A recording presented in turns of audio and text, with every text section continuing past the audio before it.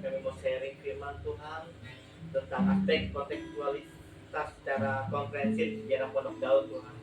Ya Bapak, kita kami mau sharing firman Tuhan di dalam nama Tuhan Yesus. Kami mengucap syukur. Haleluya. Amin. Salam semuanya. Hari ini kita akan sharing tentang firman Tuhan. Kita membahas tentang konteks budaya.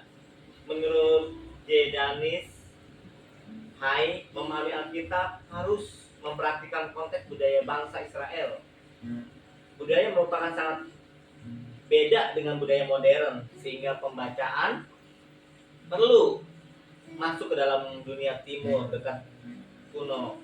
Israel hidup dalam budaya agraris, sangat bergantung pada tanah, panen dan ternak. Kehidupan sosial diatur oleh hukum Taurat. Adat istiadat dan sistem keluarga besar. Religis dan ibadah tidak terpisah dari kehidupan sehari-hari. Semua aspek kehidupan terkait dengan hubungan mereka dengan Allah. Kesejahteraan. Yang kedua, kesejahteraan.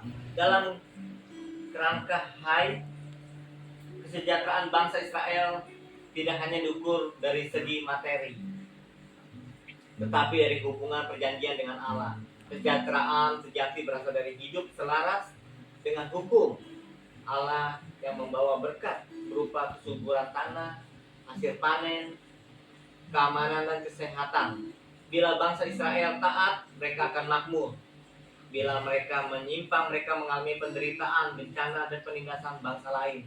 Jadi kesejahteraan dipahami sebagai shalom, keadaan utuh, damai sejahtera, seimbang antara manusia, sesama alam dan Allah. Ngerti ya semua ya?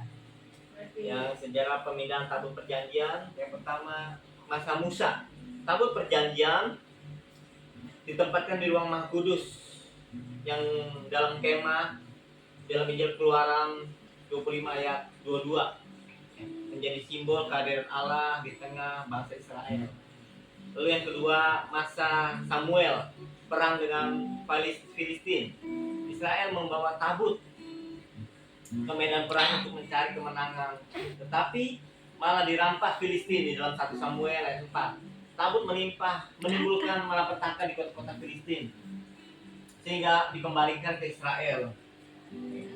Lalu tabut kemudian ditempatkan di rumah Abinadab, Kiryat dan Yerim, dijaga oleh anak Eliezer. Lalu di dalam masa Daud ingin memindahkan tabut ke Yerusalem, percobaan pertama gagal, ya, karena dilakukan dengan cara yang salah. Usha nanti karena menyentuh tabut di dalam 2 Samuel ayat 6 sampai 7. Tabut sementara ditempatkan di rumah Obed Edom. Lalu Obed Edom diberkati dengan luar biasa ya di dalam masa Daud itu. Yang keempat adalah masa Raja Salomo. Salomo membangun bait Allah. Tabut dipindahkan ke dalam ruangan Maha Kudus.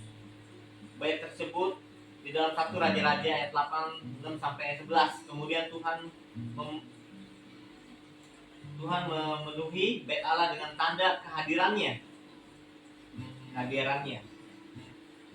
Dalam latar belakang tabut perjanjian di rumah Obed Edom.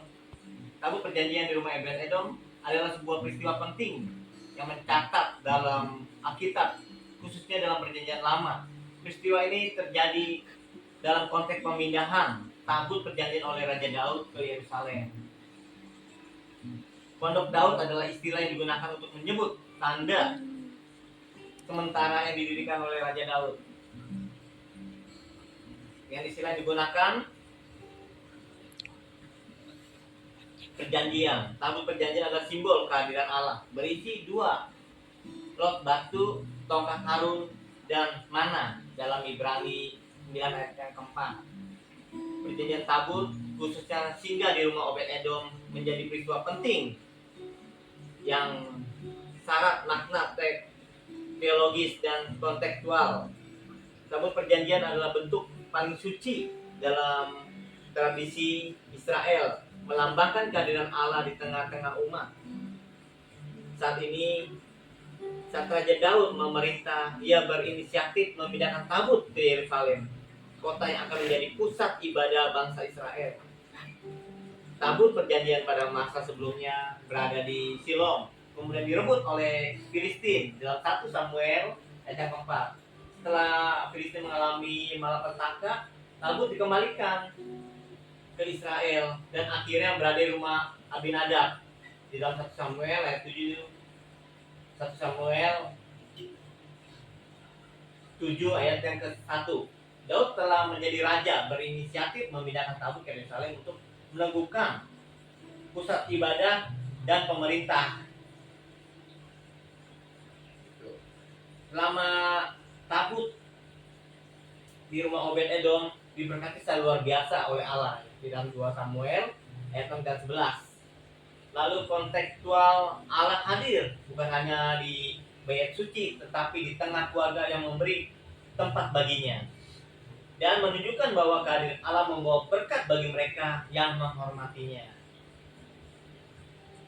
Pemindahan tabut, kemudian Daud memindahkan tabut dengan cara yang benar sesuai dengan perintah Tuhan. Para imam dan orang-orang Lewi yang mengangkat, bukan dengan kereta baru, tapi tabut ditempatkan di sebuah tenda khusus yang disebut Pondok Daud di dalam 2 Samuel ayat 6. Dan Samuel 6 ayat ke-17. Peristiwa ini diiringi dengan sukacita, musik, tarian, dan korban syukur. Daud menari dengan senang hati meskipun dikritik oleh istrinya Mika. Ya. Jadi pemindahan tabut itu tidak boleh sembarangan. Jadi harus benar-benar sesuai dengan perintah Tuhan, gitu ya, perintah Allah. Jadi secara teologis tabut melambangkan hadirat Allah, pusat penyembahan dan kesucian. Pemindahan tabut ke Yerusalem, pusat kota ibadah sekaligus politik Israel. Pondok Daud memperlihatkan bentuk penyembahan yang hidup dengan musik dan tarian. Pemindahan tabut yang sebuah peristiwa penting dalam Alkitab, khususnya di suatu tempat oleh bangsa Israel. Tabut perjanjian adalah lambang kehadiran Allah di tengah umatnya. Itu ya. Jadi makna teologis dan kekudusan Allah tidak bisa dilakukan sembarangan. Bahkan niat baik pun harus dilakukan dengan cara yang benar. Ketaatan pada perintah Tuhan penting. Ya. Terus kehadiran Allah membawa berkat.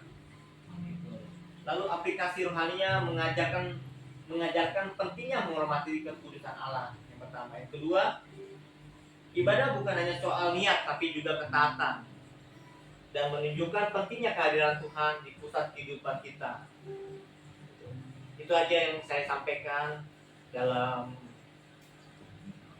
sharing firman Tuhan ini. Tidak menjadi berkat bagi kita ya, kami semua ya. Dalam nama Tuhan Yesus kami ucap syukur ya. Kita berdoa ya. Bapa, terima kasih Tuhan telah menyampaikan firman-Mu Tuhan tentang tabut perjanjian Tuhan. Kiranya apa yang kami dengar, kami menjadi rema bagi kehidupan kami. Di dalam nama Tuhan Yesus kami ucap syukur dan haleluya. Amin.